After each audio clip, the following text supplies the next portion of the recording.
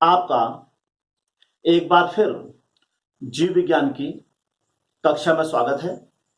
हमारी आज की कक्षा का जो शीर्षक है वह है डबल सर्कुलेशन ऑफ ब्लड, जिसका तात्पर्य है रुधिर का दोहरा परिसंचरण।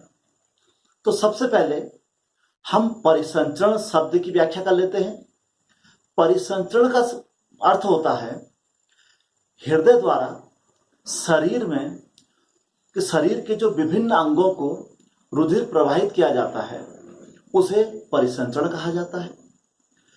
हृदय द्वारा रुधिर को शरीर के विभिन्न भागों में पहुंचाने के लिए जो दो मुख्य सहायक अंग होते हैं उन्हें क्रमशः धमनी व शिरा कहते हैं। सबसे पहले हम धमनी यानी कि आर्टरी की बात कर लेते हैं। धमनी रुधिर को हृदय से शरीर के विभिन्न अंगों तक ले जाती है।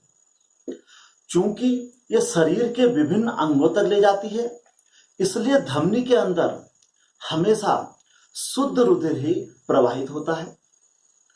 यह हृदय से सीधे रुधिर को ले जाती है, इसलिए धमनी के अंदर जो रुधिर बहता है उसमें प्रेशर यानी कि दाब भी होता है।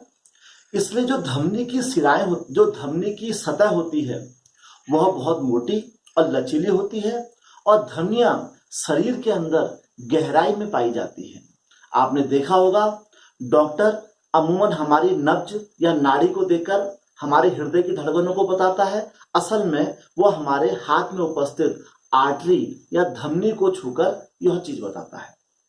दूसरा सहायक अंग है शिराएं। शिराएं सारे शरीर के विभिन्न अंगों से रुधिर को एकत्रित करके हृदय में ले जाती है, इसलिए इनमें अशुद्ध रुधिर बहता है। यहां ध्यान देने योग्य यह बात है कि शुद्ध और अशुद्ध रुधिर से मतलब है ऐसा रुधिर जिसमें ऑक्सीजन उपस्थित होती है उसे शुद्ध रुधिर कहा जाता है, और ऐसा रुधिर जिसमें ऑक्सीजन उपस्थित नहीं होती है उसे अशुद्ध या डीऑक्सीजनेटेड रुधिर कहा जाता है।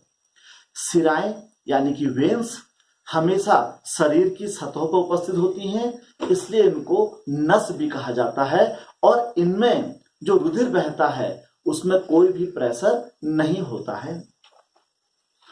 अब हम यह देखते हैं कि हृदय रुधिर को आखिर शरीर तक किस प्रकार पहुंचाता है। इसके लिए हम इसको चित्र के माध्यम से ब्लैक बोर्ड में देख सकते हैं। यहां पर हम हृदय का एक संक्षिप्त रेखा चित्र बनाते हैं।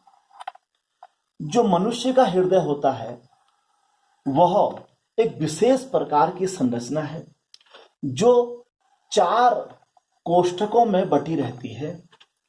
ये जो 4 कोष्ठक होते हैं इन्हें ऊपर के जो 2 कोष्ठक होते हैं या 2 चैम्बर होते हैं इन्हें ऑरिकल या अलिंद कहा जाता है, और जो नीचे के 2 चैम्बर होते हैं इन्हें वेंट्रिकल या निलय कहा जाता है।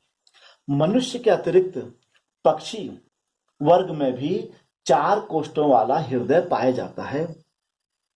इस हृदय की संरचना में हम देखें कि 2 जगहों से हृदय में रुधिर प्रवेश कर सकता है।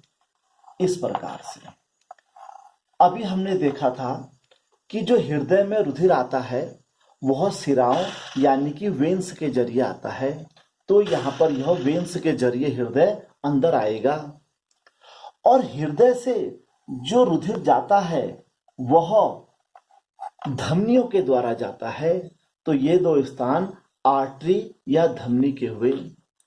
सबसे पहले हम हृदय की संरचना का थोड़ा सा अध्ययन कर लें। जो मनुष्य का हृदय होता है इसका जो ये राइट वाला हिस्सा है इसे कहते हैं सिस्टेमिक हार्ट, और जो बाया वाला हिस्सा है इसे कहते हैं पल्मोनरी हार्ट। जो बाया हिस्सा होता है इसमें हमेशा शुद्ध रुधिर बहता है, और जो दाया हिस्सा होता है इसमें हमेशा अशुद्ध रुधिर बहता है। इसलिए मनुष्य के हृदय में एक समय में दोनों शुद्ध और अशुद्ध रुधिर पाए जाते हैं। अब हम इसके दाएं सिरे से शुरू करते हैं। यह दायां अलिंद है, यानी कि राइट वेंट्रिकल। यह बाएं अलिंद से बड़ा होता है। क्योंकि इस वाले भाग में संपूर्ण शरीर से रुधिर एकत्रित होता है, इसलिए यह बाएं अलिंद या ऑरिकल के मुकाबले बड़ा होता है। हृदय के राइट ऑरिकल में, दाएं अलिंद में महाशिराएं, दो महाशिराएं होती हैं। इनको ग्रेट वेन या वेना केवा कहा जाता है। इनको महाशिरा, वेना केवा या ग्रेट वेन कहते हैं। ये दो होती हैं, एक को सुपीरियर और दूसरी को इंफीरियर कहा जाता है। सुपीरियर शरीर के अग्रभाग से व इंफीरियर शरीर के पश्च भाग से संपूर्ण रुधिर को एकत्रित करती हैं और यह वेना केवा इस अशुद्ध रुधिर को हृदय के दाएं अलिंद में डाल देती हैं। दाएं अलिंद से रुधिर, यहां पर एक विशेष प्रकार के कपाट पाए जाते हैं जिन्हें वाल्व कहते हैं। इन्हें ऑरिक्यूलो वेंट्रिकल वाल्व कहा जाता है, जिसके द्वारा रुधिर अलिंद से निलय में तो आ जाता है पर निलय से अलिंद में नहीं जा पाता है। यह अशुद्ध रुधिर अलिंद से निलय में प्रवेश कर देता है। यहां से यह अशुद्ध रुधिर, इसे कहते हैं पल्मोनरी आर्क। पल्मोनरी आर्क यानी कि यह एक धमनी है। इस धमनी से यह अशुद्ध रुधिर शुद्ध होने के लिए लंग्स यानी कि फेफड़ों में चला जाता है। अभी कुछ देर पूर्व हमने आपसे कहा था धमनियों में हमेशा शुद्ध रुधिर बहता है। सिर्फ पल्मोनरी धमनी ऐसी होती है जिसमें अशुद्ध रुधिर बहता है। लंग्स यानी कि फेफड़ों में जाकर गैसीय विनिमय होता है। गैसीय विनिमय द्वारा इस अशुद्ध रुधिर में ऑक्सीजन मिलाई जाती है और यह शुद्ध होकर यहां से क्रमशः हृदय के बाएं भाग से अंदर हृदय में पुनः प्रवेश करता है। बाएं भाग में रक्त को लाने के लिए लगभग 2 जोड़ी पल्मोनरी वेन्स होती हैं। जो अभी हमने आपसे कहा था कि वेन यानी कि सिराओं में हमेशा अशुद्ध रुधिर बहता है। सिर्फ पल्मोनरी वेन ऐसी होती है कि जिसमें शुद्ध रुधिर उपस्थित होता है। यह 2 जोड़ी पल्मोनरी वेन या सिराएं इस शुद्ध रुधिर को हृदय के दाएं निलय से हृदय के बाएं अलिंद में प्रवाहित कर देती हैं। यहां से यह वाल्व के द्वारा बाएं निलय में प्रवेश करता है। बाएं निलय से कैरोटिको सिस्टेमिक आर्क, इसको हम कहते हैं कैरोटिको सिस्टेमिक आर्क, इस धमनी के द्वारा कैरोटिको सिस्टेमिक चाप या आर्क, इस धमनी के द्वारा इस बाएं निलय से, बायां निलय दाएं निलय से काफी बड़ा होता है। क्योंकि इसके द्वारा संपूर्ण शरीर को रुधिर का परिवहन किया जाता है। यहां से यह रुधिर पूरे शरीर के विभिन्न अंगों में सप्लाई किया जाता है।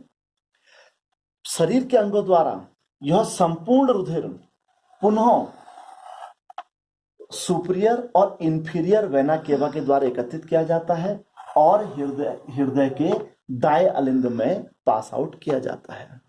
इस प्रकार हमने देखा हृदय सबसे पहले दाएं अलिंद में प्रवेश करता है जो कि अशुद्ध होता है।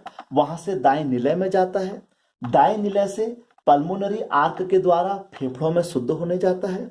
फेफड़ों से शुद्ध होकर यह पुनः बाएं अलिंद में पल्मोनरी वेन द्वारा भेजा जाता है। वहां से यह बाएं निलय में जाता है और बाएं निलय यानी कि लेफ्ट वेंट्रिकल से यह कैरोटिको सिस्टेमिक आर्क द्वारा संपूर्ण बॉडी को पास आउट कर दिया जाता है। इस प्रकार हमने देखा कि रुधिर का हृदय से शरीर के विभिन्न भागों में एक बार जाने के लिए हृदय में 2 बार आना अति आवश्यक है। इस प्रकार रुधिर का शरीर में एक बार प्रवाहित होने के लिए हृदय में 2 बार प्रवेश करने को डबल सर्कुलेशन ऑफ ब्लड कहा जाता है। मनुष्य का हृदय जो होता है ऐसा नहीं है कि एक बार ब्लड यहां आएगा, एक बार यहां आएगा। एक ही समय में जहां हृदय का दायां भाग अशुद्ध रुधिर को ग्रहण करता है, उसी समय हृदय का बायां भाग शुद्ध रुधिर को ग्रहण करता है। फिर क्रमशः दोनों रुधिर, यहां से शुद्ध रुधिर बाएं नीले में, यहां से अशुद्ध रुधिर दाएं नीले में जाते हैं, और उसके पश्चात बाएं भाग से हृदय के संपूर्ण शरीर को शुद्ध रुधिर भेजा जाता है और दाएं भाग से संपूर्ण ये फेफड़ों को अशुद्ध रुधिर भेजा जाता है। इस प्रकार हमने देखा मनुष्य के हृदय में एक समय में शुद्ध और अशुद्ध दोनों रुधिर पाए जाते हैं। यही विशेषता मनुष्य के हृदय में दोहरा परिसंचरण कहलाती है।